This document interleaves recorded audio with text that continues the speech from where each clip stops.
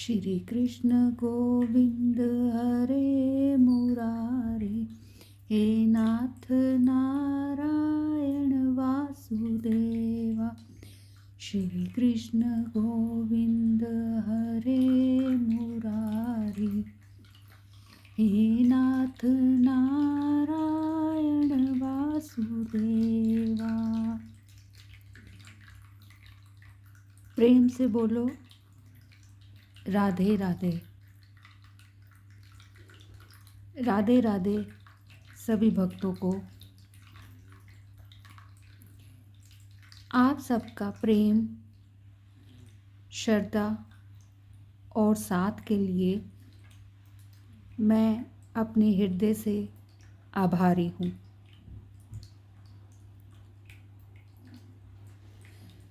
आज हम श्री गर्ग संहिता के 18वें अध्याय पर पहुंच चुके हैं। साथ हम सब ने राधा कृष्णा की लीलाओं को और गहराई से महसूस किया है। ये केवल कथा ही नहीं है, ये आत्मा को जगाने वाली एक यात्रा है। यहाँ हर शब्द में कृष्ण है और हर भाव में राधा है। आप सब से निवेदन है, अगर आप इस यात्रा का हिस्सा हैं तो अपने मन के अनुभव नीचे कमेंट्स में लिखें। अपने मित्रों के साथ इस प्रेम यात्रा को बांटें। आगे और भी गहन रहस्य हैं और भी प्रेम लीलाएं, तो जुड़ जाएं श्रद्धा और भक्ति के साथ। अगर आपने अब तक के पाठ देखे हैं तो कमेंट्स में लिखिए कौन सा अध्याय आपके हृदय को छू गया, कौन सी लीला ने आपको रुला दिया या भक्ति में भिगा दिया। राधा कृष्ण की कृपा सदैव बनी रहे आप सब पर। जय श्री राधा कृष्ण। तो चलिए आज का अध्याय शुरू करते हैं। बोलिए श्री कृष्ण महाराज की जय। 19वां अध्याय, दामोदर कृष्ण का अलूखल बंधन तथा उनके द्वारा जमलार्जुन वृक्षों का उद्धार।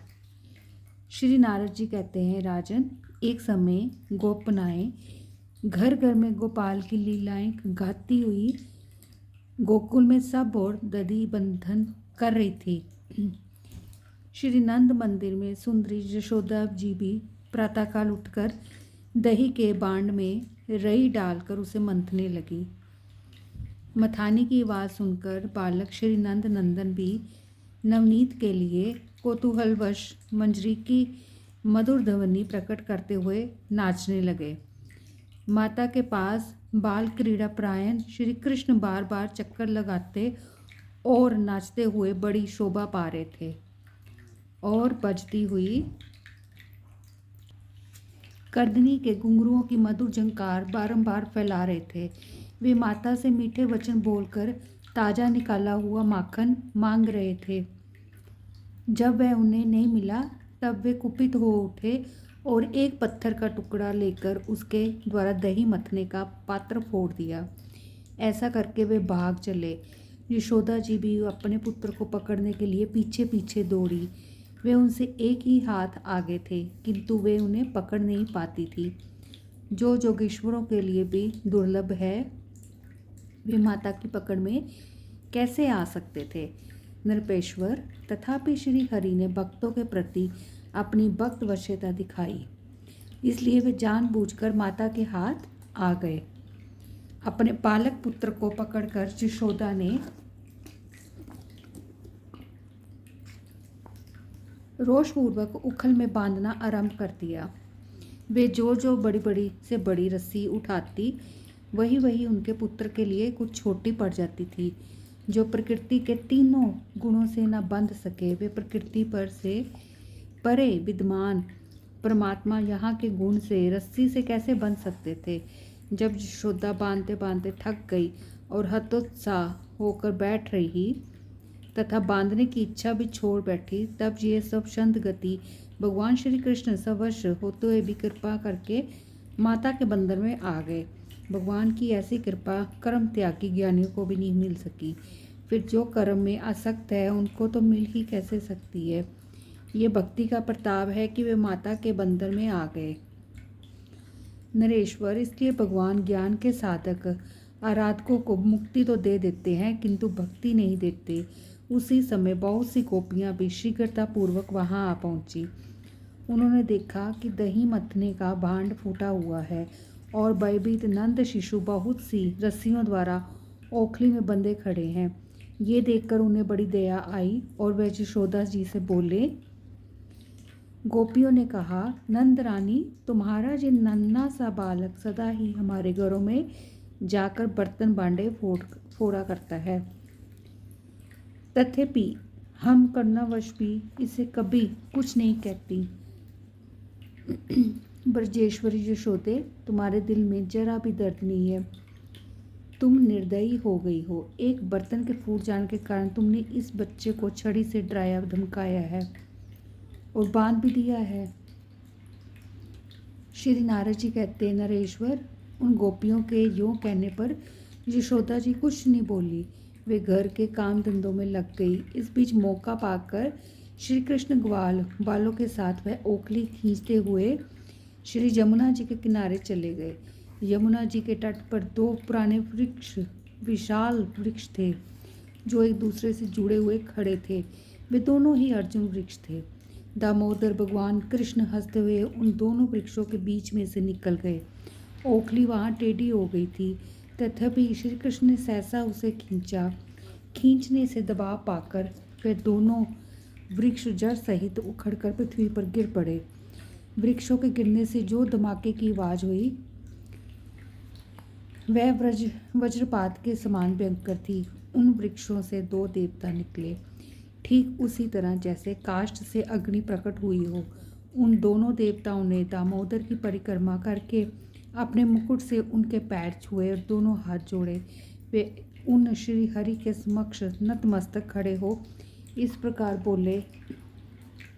दोनों देवता कहने लगे, अच्युत, आपके दर्शन से हम दोनों को इसी क्षण ब्रह्मांड से मुक्ति मिली है। हरे, अब हम दोनों से आपके निज भक्तों की अवहेलना ना हो। आप करुणा की निधि हैं। जगत का मंगल करना आपका स्वभाव है। आप दामोदर कृष्ण और गोविंद को हमारा बारंबार नमस्कार है। श्री नारद जी कहते, राजन, इस प्रकार श्री हरि को नमस्कार करके वे दोनों देव कुमार उत्तर दिशा की ओर चल दिए। उसी समय भय से कातर हुए नंद आदि समस्त गोप वहां पहुँचे। वे पूछने लगे, ब्रजबाल को बिना आंधी पानी के ये दोनों वृक्ष कैसे गिर पड़े? शीघ्र बताओ। तब उन समस्त ब्रजवासी बालकों ने कहा कि इस कन्हैया ने ये दोनों वृक्षों को गिराया है। उन वृक्षों से दो पुरुष निकलकर यहाँ खड़े थे, जो इसे नमस्कार करके अभी अभी उत्तर दिशा की ओर गए हैं। उनके अंगों से दीप्तिमती प्रभा निकल रही थी।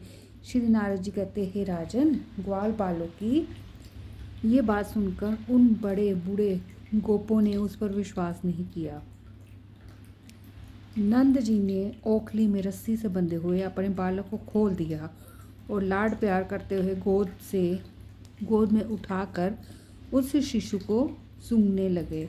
नरेश्वर, नंद जी ने अपनी पत्नी को बहु रुलाना दिया और ब्राह्मणों को 100 गौएं दान के रूप में दी। बहुलक्ष्मणी ने कहा, देवऋषि प्रवर, वे दोनों दिव्य पुरुष कौन थे? ये बताइए, किस दोष के कारण उन्हें यमला अर्जुन वृक्ष होना पड़ा था? श्री नारद जी कहते हैं, हे राजन, वे दोनों कुबेर के श्रेष्ठ पुत्र थे जिनका नाम था नलकूबर और मणिग्रीव। एक दिन वे नंदन वन में गए और वहाँ मंदाकिनी के तट पर ठहरे। वहाँ अप्सराएं उनके गुण गाती रही और वे दोनों वारुणी मदिरा से मतवाले होकर वहाँ नंग धड़ंग विचरते रहे। एक तो उनकी युवावस्था थी और दूसरे वे द्रव्य के दर्प धन के मद से द्रपित उन्मत्त थे। उसी अवसर पर किसी काल में देवल नामधारी मुनिंद्र, जो वेदों के पारंगत विद्वान थे, उधर आ निकले। उन दोनों कुबेर पुत्रों को नगन देखकर ऋषि ने उनसे कहा, तुम दोनों के स्वभाव में दुष्टता भरी है, तुम दोनों अपने सुध बुध खो बैठे हो। इतना कहकर देवल जी फिर बोले, तुम दोनों वृक्ष के समान जड़, दृष्ट और निर्लज्ज हो। तुम्हें अपने द्रव्य का बड़ा घमंड है, अतः तुम दोनों इस भूतल 100 दिव्य वर्षों तक के लिए वृक्ष हो जाओ। जब द्वापर के अंत में भारतवर्ष के भीतर मथुरा जनपद के ब्रज मंडल में कलिंद नंदिनी यमुना के तट पर महावन के समीप तुम दोनों साक्षात परिपूर्णतम दामोदर हरि गोलोकनाथ श्री कृष्ण का दर्शन करोगे, तब तुम्हें अपने पूर्व स्वरूप की प्राप्ति हो जाएगी। श्री नारद जी कहते हैं, नरेश्वर, इस प्रकार देवल के शाप से वृक्ष भाव को प्राप्त हुए नलकूबर और मणिग्रीव का श्री कृष्ण ने उद्धार किया। 20वां अध्याय। दुर्वासा द्वारा भगवान की माया का एवं गोलोक में श्री कृष्ण का दर्शन तथा श्री नंद नंदन स्त्रोत। श्री नारद जी कहते, राजन, एक दिन मुनि श्रेष्ठ दुर्वासा परमात्मा श्री कृष्णचंद्र का दर्शन करने के लिए ब्रजमंडल में आए। उन्होंने कालिंदी के निकट पवित्र वालुकामय पुलीन के रमणीय स्थल में महावन के समीप श्री कृष्ण को निकट से देखा। वे शोभाशाली मदन गोपाल बालकों के साथ वहां लौटते, परस्पर मल युद्ध करते तथा भांति भांति की बालोचित लीलाएं करते थे। इन सब पर कारणों से वे बड़े मनोहर जान पड़ते थे। उनके सारे अंग धूल से धूसरित थे। मस्तक पर काले घुंघराले केश शोभा पाते थे। दिगंबर वेश में बालकों के साथ दौड़ते हुए श्री हरि को देखकर दुर्वासा के मन में बड़ा विस्मय हुआ। श्री मुनि मन ही मन कहने लगे, क्या ये वही षड्विध ऐश्वर्य से संपन्न ईश्वर है? फिर ये बालकों के साथ धरती पर क्यों लौट रहा है? मेरी समझ में ये केवल नंद का पुत्र है, प्रातपर श्री कृष्ण नहीं। श्री नारद जी कहते, राजन, जब महामुनि दुर्वासा इस प्रकार मोह में पड़ गए, तब खेलते हुए श्री कृष्ण स्वयं उनके पास उनकी गोद में आ गए।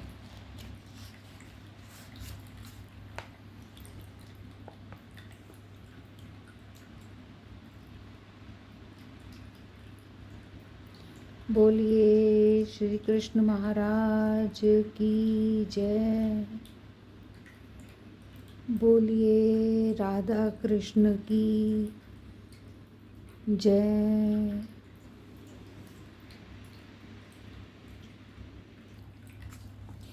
फिर उनकी गोद से हट गए। श्री कृष्ण की दृष्टि बाल सिंह के समान थी। वे हंसते और मधुर वचन बोलते हुए पुण्य मुनि के सम्मुख आ गए। हंसते हुए श्री कृष्ण के श्वास से खींचकर मुनि या उनके मुंह में समा गए। वहां जाकर उन्होंने एक विशाल लोक देखा, जिसमें अरण्य और निर्जन प्रदेश भी दृष्टिगोचर हो रहे थे। उन अरण्यों जंगलों में भ्रमण करते हुए मुनि बोल उठे, मैं कहाँ से जहाँ आ गया। इतने में ही उन महामुनि को एक अजगर निकल गया। उसके पेट में पहुंचने पर मुनि ने वहां 7 लोकों और पातालों सहित समूचे ब्रह्मांड का दर्शन किया। उसके द्वीपों में भ्रमण करते दुर्वासा मुनि एक श्वेत पर्वत पर ठहर गए। उस पर्वत पर शतकोटि वर्षों तक भगवान का भजन करते हुए वे तप करते रहे। इतने में ही संपूर्ण विश्व के लिए भयंकर नैमितिक प्रलय का समय आ पहुंचा। समुद्र सब ओर से धरातल को डुबाते हुए मुनि के पास आ गए। दुर्वासा मुनि उन समुद्रों में बहने लगे। उन्हें जल का कहीं अंत नहीं मिलता था। बोलिए श्री कृष्ण महाराज की जय।